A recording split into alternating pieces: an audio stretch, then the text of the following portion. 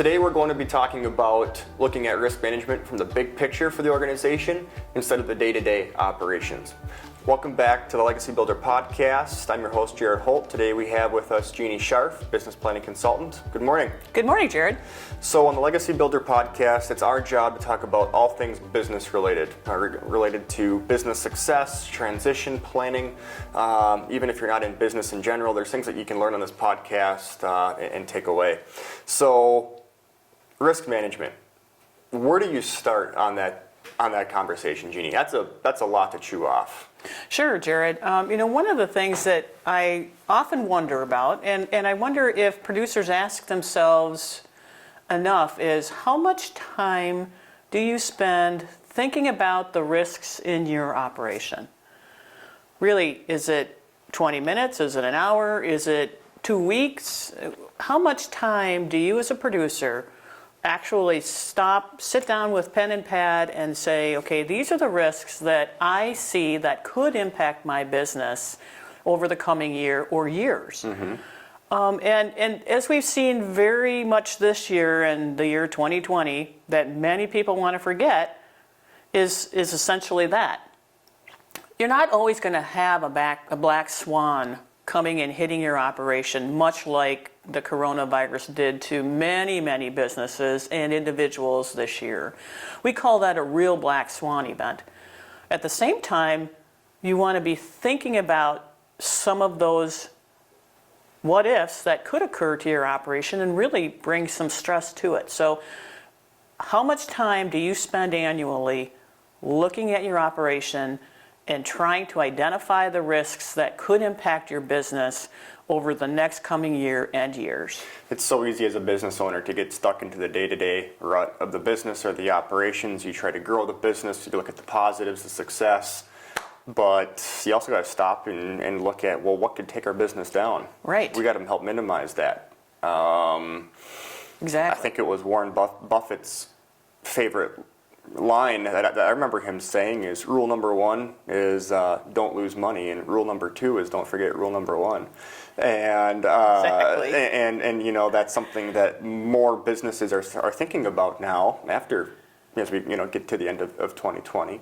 But where do you start on this? Because for a lot of our clients in agriculture, the risks can be perceived as an inevitable, basically. But where do you start? Sure.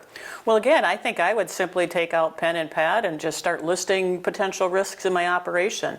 Do you have other people in management that could also brainstorm with you and give you a different perspective as to maybe a different risk or a risk that is maybe more important this year than what it's been previously? Mm-hmm.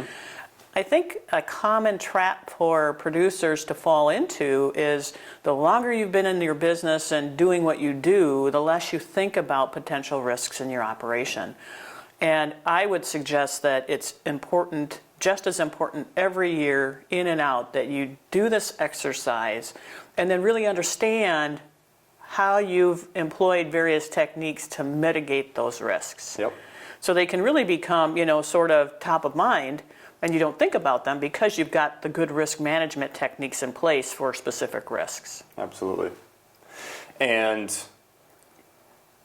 once you have those risks written down, it seems like the successful operators then take their thoughts and they share them with their peers. They share them with their advisors that they work with and say, what do you think about this? They're gathering feedback and perspective, trying to see, am I right? Am I missing anything? Absolutely. And it really kind of gets them into that market intelligence where they're sharing information with their peers and they're getting information from their peers in terms of, hey, what works best in your operation and why? Here's what we've been doing in that aspect, and this is how it's worked for us. So really sharing that information with your peers, with your trusted advisors, and getting that market intelligence is really important to your operation and risk management overall. Absolutely. What are some of the most overlooked areas of risk management that you see in an organization? We oftentimes think of, if we're in agriculture, we think of risk management relating to price risk. That's usually where our minds initially go. How do we reduce the price or minimize price volatility, and that's a good place to start, obviously. but there's so many other risks in the business. What else ones do you see that are overlooked oftentimes? Sure, I think you're exactly right. It's price risk and production risk that most people focus in on. If you start to think about your market intelligence sources, for example, you might see other risks that could impact your operation. I think back to the housing crisis back in 2008 and 9 that pretty much lasted for about 5 or plus years, and that impacted agriculture in a big way. But at the time, I don't know that that was on a lot of people's radar screen. That would have been an example of a black swan risk. Yep. We're back here to 2020, fast forward. Here we are with coronavirus, and we've seen markets that have done this, right? And now we're sitting here with beans that continue to go up because, again, our neighbors to the south have had trouble, getting product in the ground, seeds in the ground. And it's just really sort of unbelievable that we've seen this kind of price escalation in 2020 at harvest for soybeans and frankly for corn. A little thing called a derecho came through Iowa and wiped out hundreds of thousands of acres. At the time, we didn't know what the extent was going to be in terms of that production loss, but here we are. And now we understand it. So that's a black swan, really, for those producers that were affected by that derecho. Mm-hmm. So you have geopolitical risk, you have biological risk, and by biological I mean coronavirus. You have straight market risk in terms of what's happening in the consumer and the capital markets that might eventually be impacting agriculture. Yep. So really to take that organized approach and really kind of do a brainstorming session around, hey, what could really impact my operation or my industry this year that might even be sort of atypical. Yep. is a really good exercise to do on an annual basis. Yep. And I realize that, again, we're talking about something that can take more time to do. Everybody's busy already, but these are the things that more and more of the successful operations are doing and putting attention to and literally putting it on the agenda to say we are going to talk about this and write it down and document it. I know one family farm that we've worked with in the past that makes this a part of their business practices for their meetings that they have, and they realized that they were having some political risk on a local level within their area of the state that they lived, and so they made sure that one of the stakeholders was elected to a county seat. Mm-hmm. So that way they had not to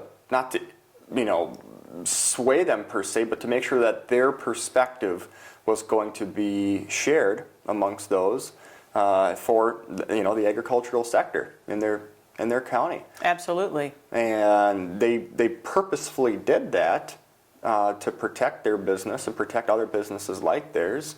It's not like they just had extra time on their hands to do this, but they said, no, this is important risk management piece for our business and the longevity of our business. Well, and clearly in that regard, it wasn't just a risk for that operation, but it was a risk for many, which resulted in this individual being, elected to that capacity. And so the risk that you might be seeing and documenting, you're not alone in oftentimes. Yep. And so when you take the time to and an organized approach to identifying the various risks that might impact your operation, that's a really good thing. Other people would be following to suit. Again, looking at that market intelligence. Who are your peers? Who are you talking to? What's bubbling up out of those conversations? And at the same time, while you're identifying all these risks, you also need to be aware of the fact that each of the risks is probably going to impact your operation in a different way. In other words, what are the heavy hitters, and then what are maybe the second-tier risks that are not quite as impactful, and then what are the third-tier risks that really, if they occur, well, okay, it might be a blip on the radar screen, but really it's not going to impact us that much. You really want to focus on those top risks and mitigating those top risks wherever you can, and then going to that tier 2 risks, for example, and sort of picking out which ones might be more impactful for your operation. Absolutely. And some of that's the low-hanging fruit, right? Looking at that, saying, what can I minimize by simply doing a review on certain parts of my business? Exactly. Another organization I know of that, they annually review all of their insurance policies. for their business to make sure that are these still relevant? Are these what we need? Has something changed? Oftentimes when organizations do that, they realize that they're underinsured. You don't want to wait until you have that disastrous fire or that natural disaster happen to realize that, oh, why didn't I just do this basic thing of reviewing? So by writing that down, like you said, documenting it, saying, no, we address this annually to make sure. Those are some of the best practices out there that's the low-hanging fruit is what I'm getting at to risk management. And a well-oiled machine. Yep. Well, this topic is one that we could go in a lot of different directions, but what else comes to mind, Jeannie, relating to risk management overall from a business perspective? Well, again, I think that as you look at your risks and identify those that could be most impactful, that you then marry those or partner those up with your key performance metrics. And we've talked about that in previous sessions where how do I identify what my key performance metrics are and how do I set targets for them?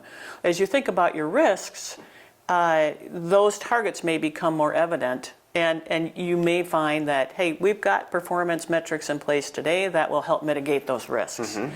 And so the two kind of tie in together to a certain extent, just like all the other information has that we've been talking about today.